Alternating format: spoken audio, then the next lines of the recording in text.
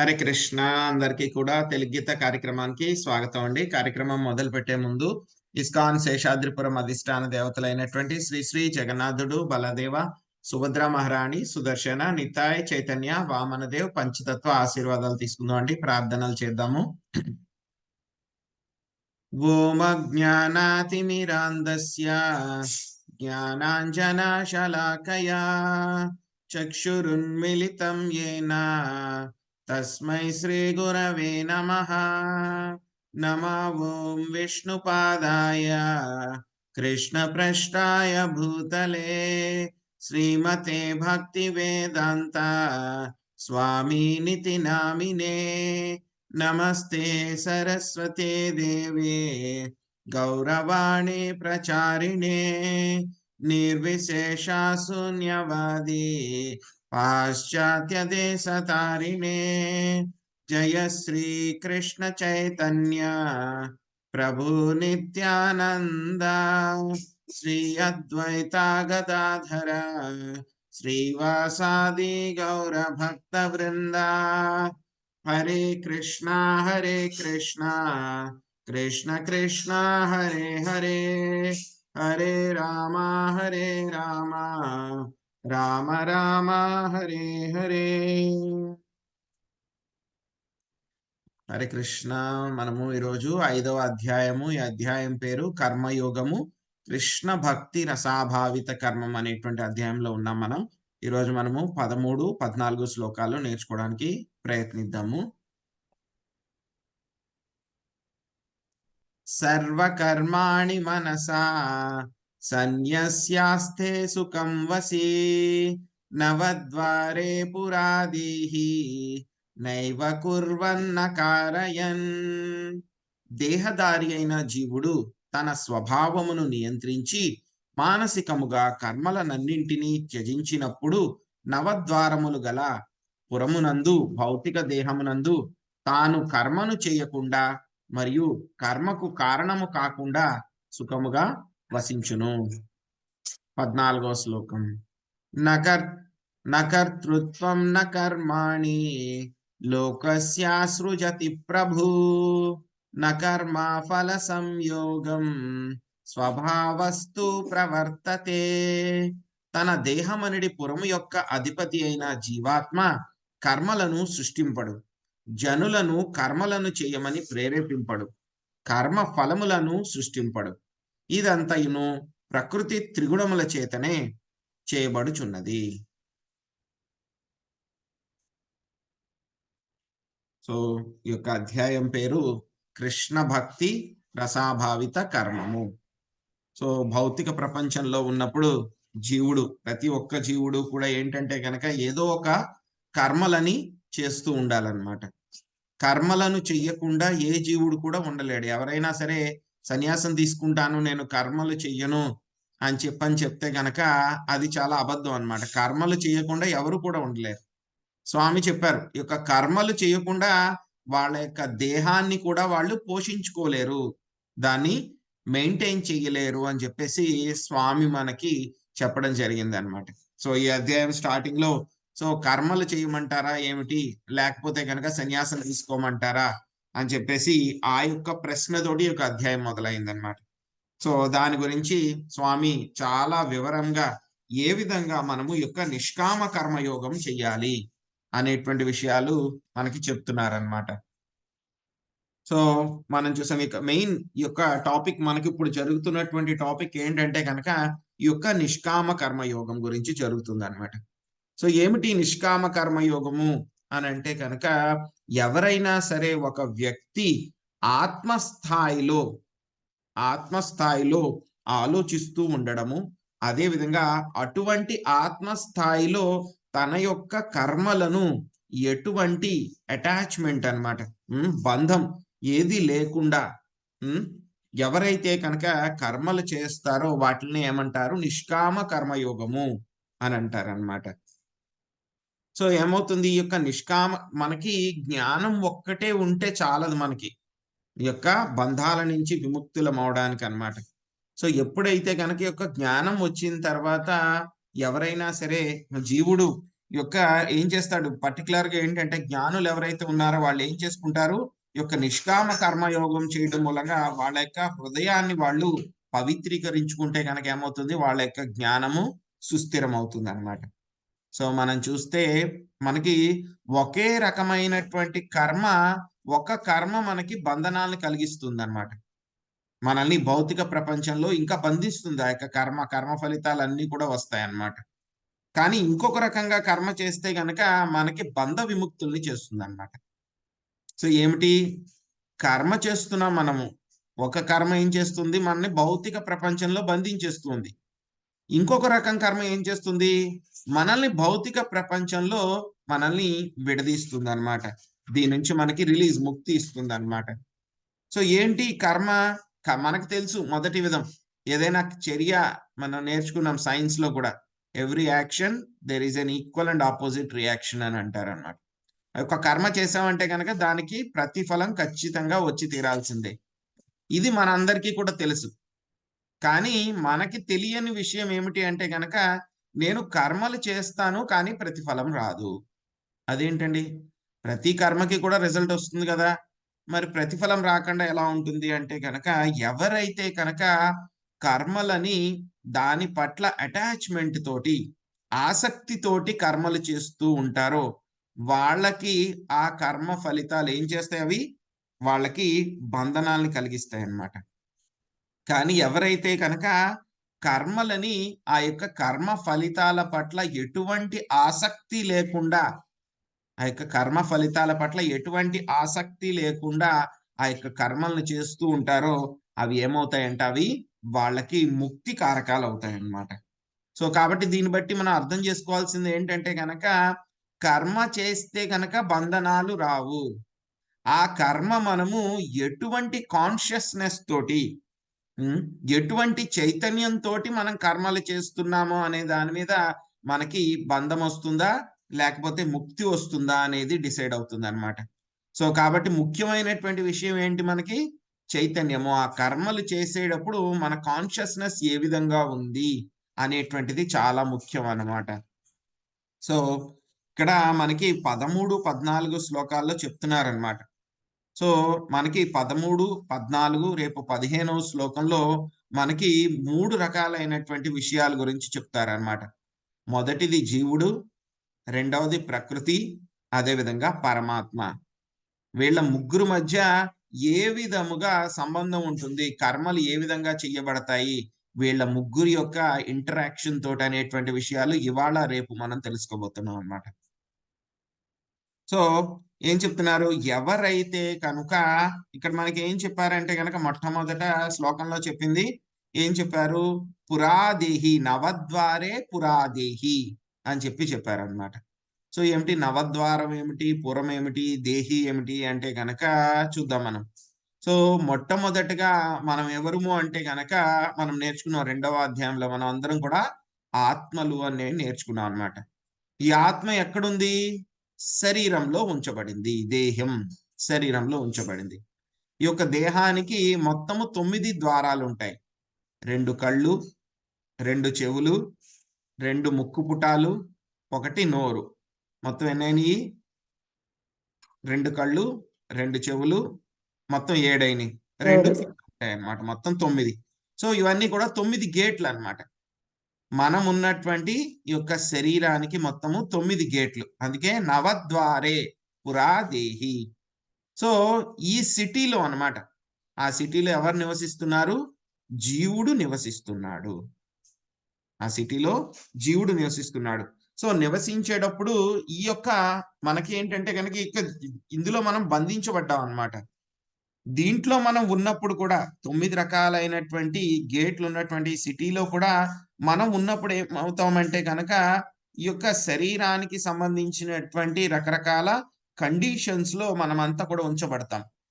So శరీరానికి బాధ వస్తే మనం బాధపడతాం, శరీరానికి సంతోషం కలిగితే మనం సంతోషపడతాం. సో ఈ విధంగా శరీరానికి ఏది తేడా వచ్చినా సరే దాన్ని మనం అనుభవిస్తూ ఉంటాం అన్నమాట. కానీ ఇంకొకటి ఏమిటి అంటే కనుక, మనం కనుక కానీ ఈ జీవాత్మకి ఇంకొక చాయిస్ కూడా ఉందన్నమాట, ఛాన్స్ ఉంది.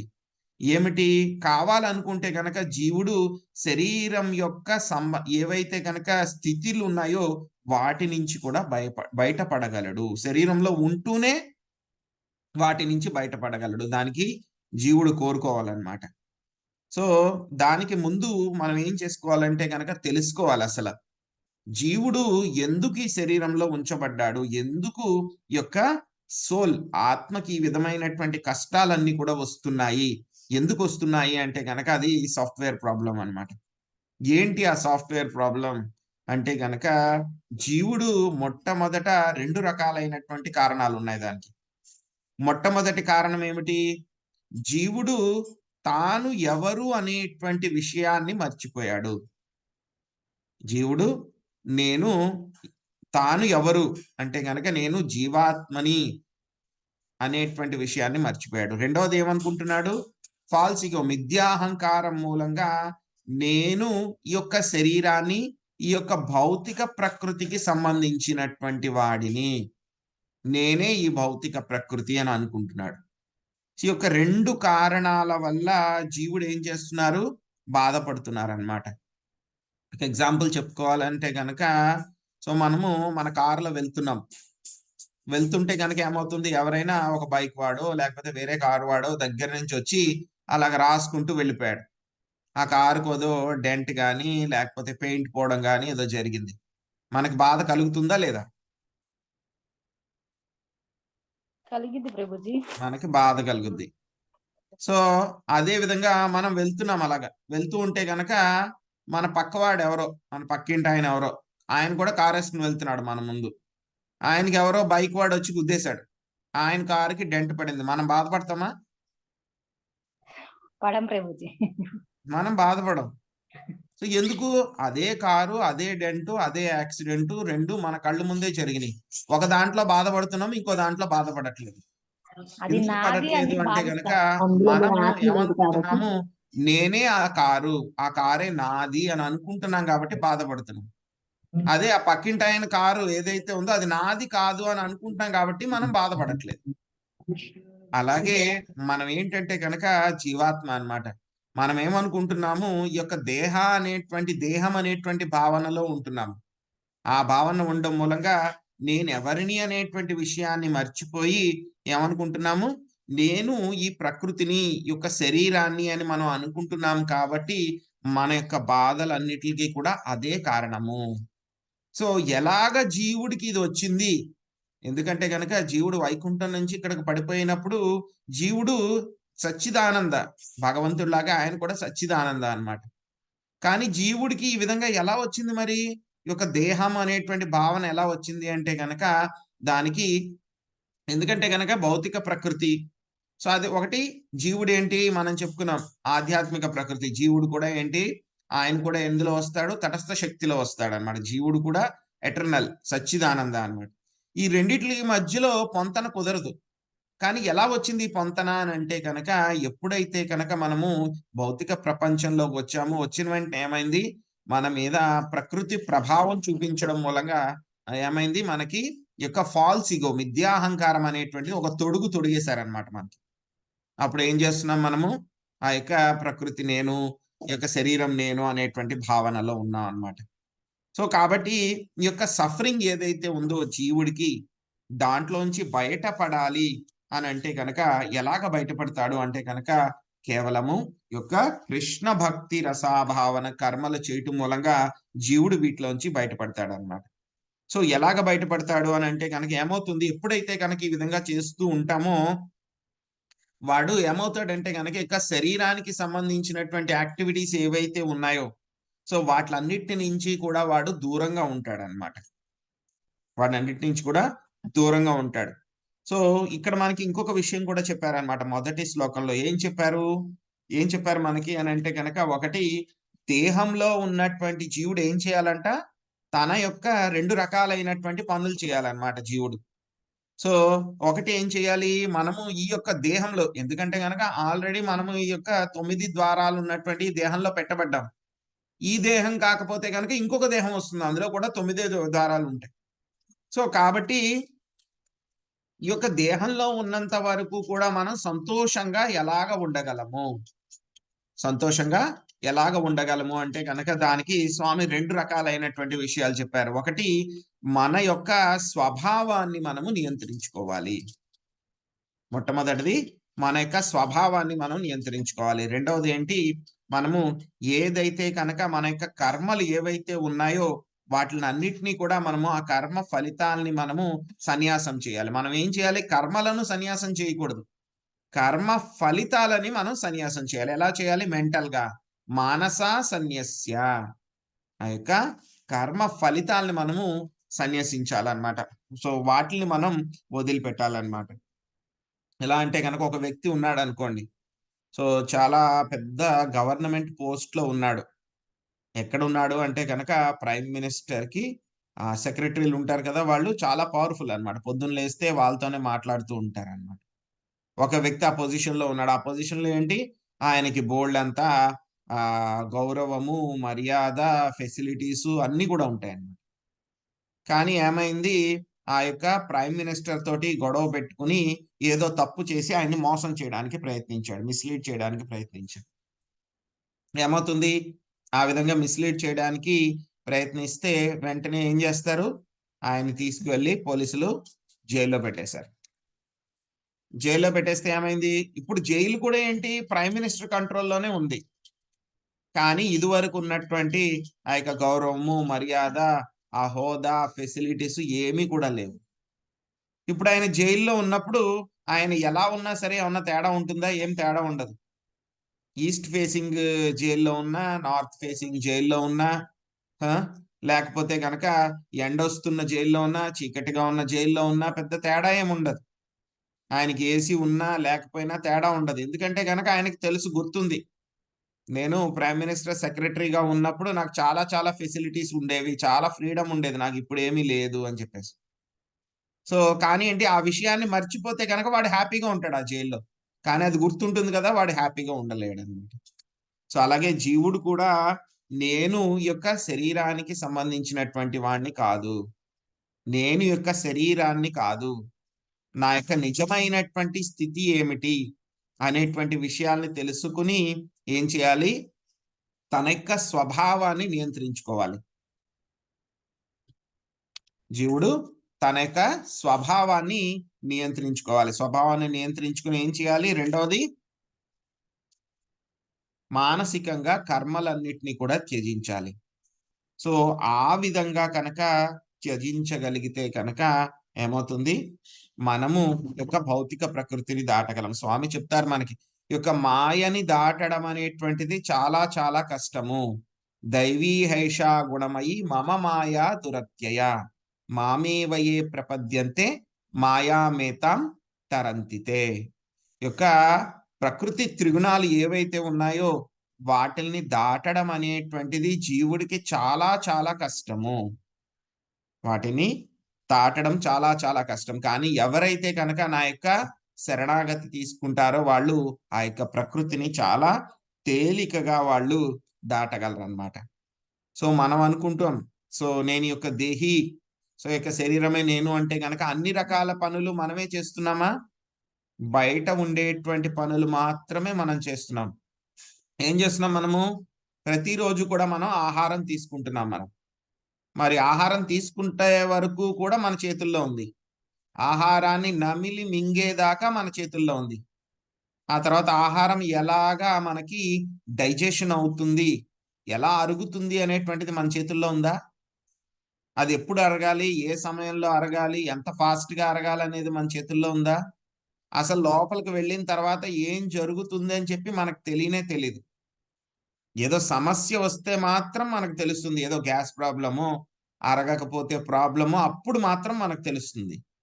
కానీ ఆహారం ఎలాగా అది డైజెషన్ అవుతుంది? ఎవరు ఆహారాన్ని డైజెషన్ చేస్తున్నారు? అది స్వామి చేస్తున్నారు. మన కంట్రోల్‌లో లేదది. మన యొక్క శరీరంలో ఉండేటువంటి కర్మలన్నీ కూడా మన కంట్రోల్‌లో లేవు. స్వామి చెప్పారు, అహం వైశ్వానరో భూత్వా ప్రాణినాం దేహమాశ్రిత ప్రాణాపాన సమాయుక్త పచామ్యన్నం చతుర్విధం. స్వామి ఏం చెప్తున్నారు?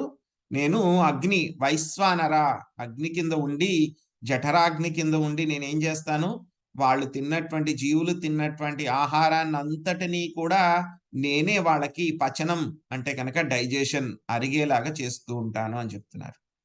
ఇంకా మనం ఏదో పనులు చేసేస్తున్నాము, మొత్తం అంతా కంట్రోల్ చేసేస్తామా, అంతా కంట్రోల్ చేసేస్తామా అని అనుకుంటాం మనం. గట్టిగా చెప్పాలంటే గనక మన హార్ట్ బీట్‌ని మనం కంట్రోల్ చేయగలమా? అది లేదు. మన కంట్రోల్‌లో లేదు. ఎవరు కంట్రోల్ చేస్తున్నారు హార్ట్ బీట్‌ని? ప్రకృతి. ప్రకృతి త్రిగుణాలు. ఆ శరీరం ఏదైతే ఉందో అది ప్రకృతి ఇచ్చింది. సో, హార్ట్ బీట్‌ని ప్రకృతి కంట్రోల్ చేస్తుంది. అలాగా మొత్తం మనం చేసేటువంటి కర్మలు మన శరీరంలో ఉండేటువంటి కర్మలన్నీ కూడా మన చేతుల్లో ఉండవన్నమాట. ఈ విషయాన్ని తెలుసుకున్నటువంటి వ్యక్తి ఏం చేస్తాడు అంటే గనక నేను గుండె కొట్టిస్తున్నాను అని అనుకోడు. నా గుండె కొట్టుకుంటుంది అని అనుకుంటారు ఎవరైనా. గాలి పీల్చుకుంటున్నాం మనం. దాని మూలంగా మెల్లగా ఎవరైతే గనక ఈ యొక్క స్టేజ్‌కి వచ్చిన వాడు ఏం చేస్తూ ఉంటాడు శరీరంలో ఉన్నా సరే, ఆ శరీరంలో రకరకాలైనటువంటి పనులు జరుగుతూ ఉంటాయి.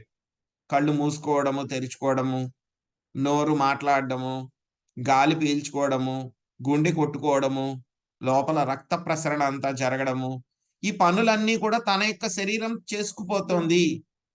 కానీ ఈ రకమైనటువంటి విషయాలతో నాకు ఎటువంటి సంబంధం లేదు అనేటువంటి స్థాయికి జీవుడు వెళ్ళగలిగినప్పుడు తన యొక్క శరీరంలోనే ఉన్నా సరే నవద్వార పురాదేహి యొక్క శరీరంలో ఉన్నా సరే జీవుడు చాలా ఆనందంగా ఉండగలడన్నమాట. సో ఇక్కడ మనకి ఈ యొక్క పర్టిక్యులర్ సెక్షన్‌లో మనకి ఏం చెప్తున్నారు స్వామి అంటే గనక మనకి 3 రకాలైనటువంటి సంబంధ జ్ఞానం ఇస్తున్నారన్నమాట స్వామి. సంబంధ, అభిధేయ, ప్రయోజన. సో సంబంధ జ్ఞానాన్ని మనకి ఈ సెక్షన్‌లో మనకి ఇస్తున్నారు. సంబంధ జ్ఞానం అంటే గనక మనకు తెలియాలి. జీవుడెవరు? భౌతిక ప్రకృతి ఏమిటి? అదేవిధంగా భగవంతుడెవరు అని చెప్పి తెలియాలన్నమాట. సో యొక్క 13వ శ్లోకంలో మనకేం చెప్తున్నారు? జీవాత్మ ఏమిటి? జీవాత్మ స్థితి ఏమిటి? అనేటువంటిది 13వ శ్లోకంలో చెప్పారన్నమాట. 14వ శ్లోకంలో మళ్ళీ మన యొక్క ప్రకృతి త్రిగుణాలు ఎలా ఉన్నాయి? అవి ఎలాగ పనిచేస్తాయి అనేటువంటిది జీవుడు చేసేటువంటి కర్మల మీద ప్రకృతి త్రిగుణాల యొక్క ఫలితం ఏమిటి అని చెప్పి తెలుస్తుందన్నమాట. సో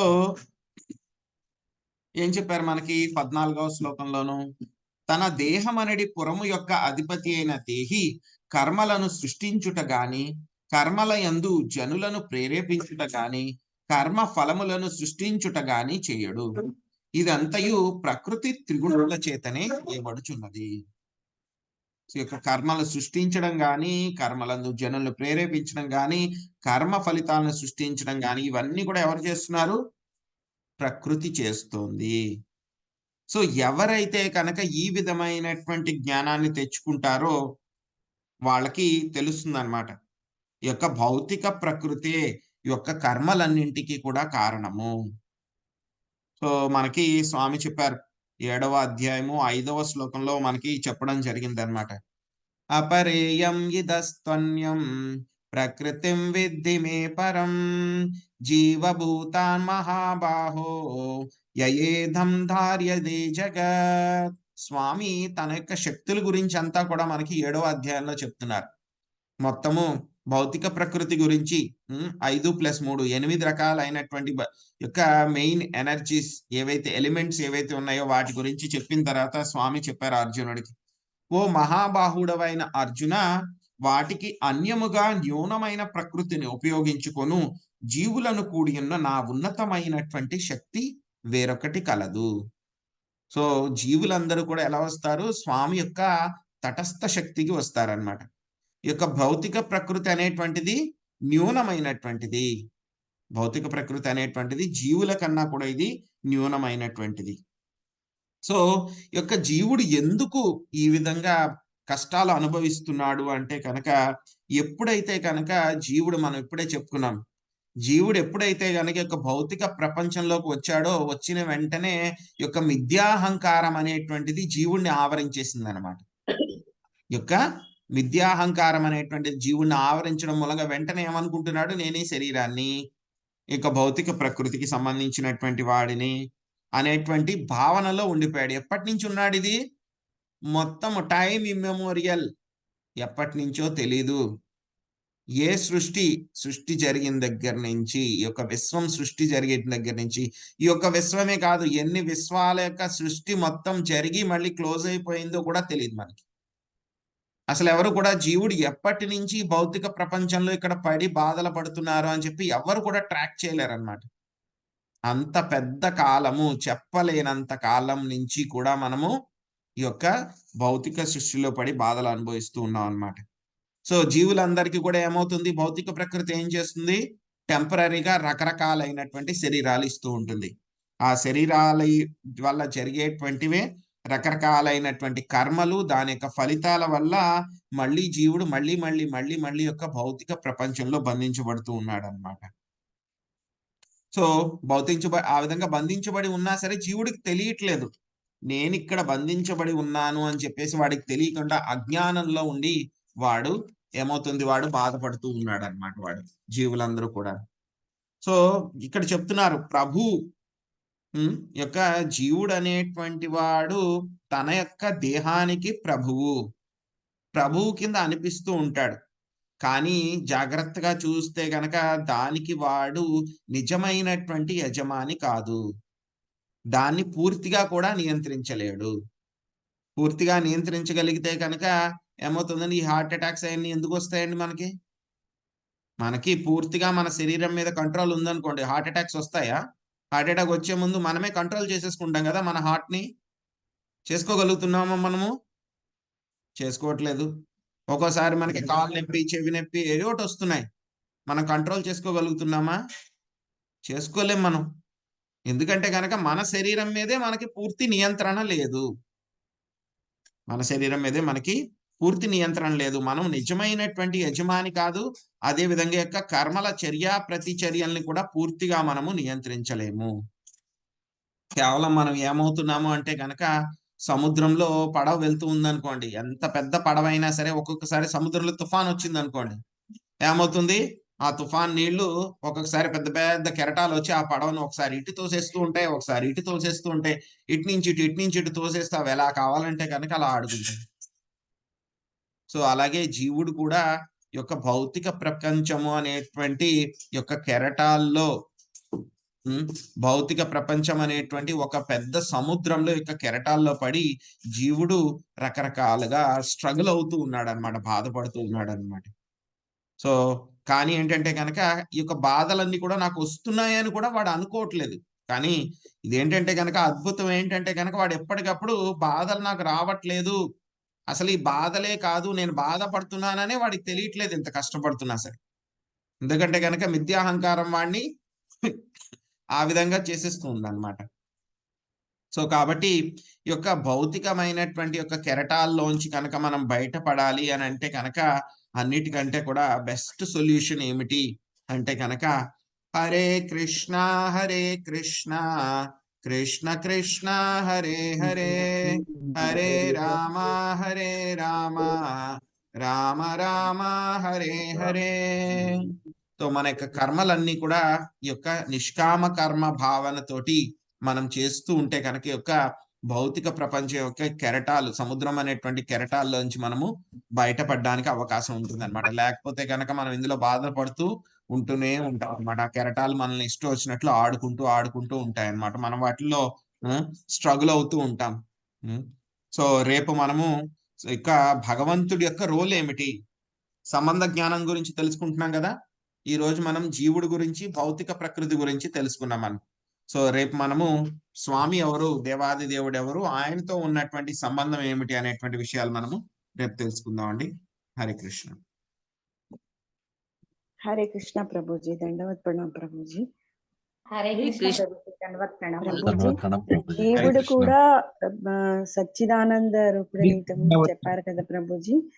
అది అంటే భక్తి భావనలో ఉండి భక్తి సాధన చేసే వాళ్ళనే అలా అంటారా ప్రభుజీ? అది ఎలా అర్థం చేసుకోవాలి ప్రభుజీ? ప్రతి జీవాత్మ కూడా సచ్చిదానంద స్వరూపమే, ప్రతి జీవాత్మ కూడా. కానీ ఏంటంటే కనుక మనం భౌతిక ప్రకృతిలో ఉన్నాం కాబట్టి ఆ భౌతిక ప్రకృతి యొక్క ప్రభావం వలన మనము మన యొక్క సచ్చిదానంద ఫీచర్స్ ఏవైతే ఉన్నాయో అవన్నీ కూడా మరుగున పడిపోయినాయి అన్నమాట, మనం మర్చిపోయాం. సత్ అంటే కనుక శాశ్వతత్వం అన్నమాట. భగవంతుడు శాశ్వతుడు, నేను కూడా శాశ్వతుడిని. చిత్ అంటే కనుక మన యొక్క జ్ఞానం. భగవంతుడికి కూడా మొత్తం జ్ఞానం ఉంటుంది, మనకు కూడా జ్ఞానం ఉండేది. కానీ ఎప్పుడైతే భౌతిక ప్రకృతిలో మనం పడిపోయామో మన యొక్క జ్ఞానం అంతా కూడా ఆవరించబడింది, మాయ చేత ఆవరించబడి మనం అజ్ఞానంలో ఉండిపోయాము. ఆ తర్వాత బ్లిస్, ఆనందం అన్నమాట. ఆనంద, సచ్చిదానందం అంటే ఆనందం. సో స్వామి ఎప్పుడు కూడా ఆయన సంపూర్ణమైనటువంటి ఆనందంలో ఉంటారు. కానీ జీవుడు ఏంటంటే కనుక మాయ యొక్క ప్రభావంలో ఉండడం మూలంగా ఎప్పుడు కూడా కష్టాలు పడుతూనే ఉన్నాడు అన్నమాట, రకరకాల కర్మలు చేస్తూ కర్మ ఫలితాలు తీసుకుంటూ. సో మనం కూడా సచ్చిదానందనే. కానీ ఏంటంటే మనము నిత్య బద్ధులము కాబట్టి మన యొక్క సచ్చిదానంద ఫీచర్స్ అన్ని కూడా మరుగున పడిపోయినాయి అన్నమాట. సో ఎప్పుడైతే గనక మనం భక్తి చేస్తామో, స్వామి యొక్క సేవలోకి వెళ్తామో, మనము ఏమవుతాయి, మెల్లమెల్లగా మనకి ఆ ఫీచర్స్ అన్ని కూడా బయటకు వస్తాయి. ఎప్పుడైతే ముక్తి వస్తుందో మనకి, మళ్ళీ మనము సచ్చిదానంద అవుతాం అన్నమాట. థ్యాంక్స్ ప్రభుజీ. హరే కృష్ణ హరే ప్రభుజీ, కృష్ణ. ధన్యవాదాలు. హరే కృష్ణ. हरे कृष्ण प्रभु जी, दंडवत प्रणाम। హరే కృష్ణ. దండాత్ ప్రణామం. హరే కృష్ణ హరే ప్రభుజీ, కృష్ణ దండవత్ ప్రభుజీ, ప్రణామం. దండవత్ ప్రణామం. హరే హరే కృష్ణ. కృష్ణ ప్రభుజీ. హరే కృష్ణ ప్రభుజీ. హరే కృష్ణ. प्रभु जी दंडवत प्रणाम। హరే కృష్ణ ప్రభుజీ. హరే కృష్ణ ప్రభుజీ, హరే దండవత్ కృష్ణ. ప్రణామం. హరే కృష్ణ. హరే కృష్ణ ప్రభుజీ, దండవత్ ప్రణామం. హరే కృష్ణ. हरे कृष्ण। హరే కృష్ణ ప్రభుజీ, దండవత్ హరే ప్రణామం. కృష్ణ. హరే కృష్ణ.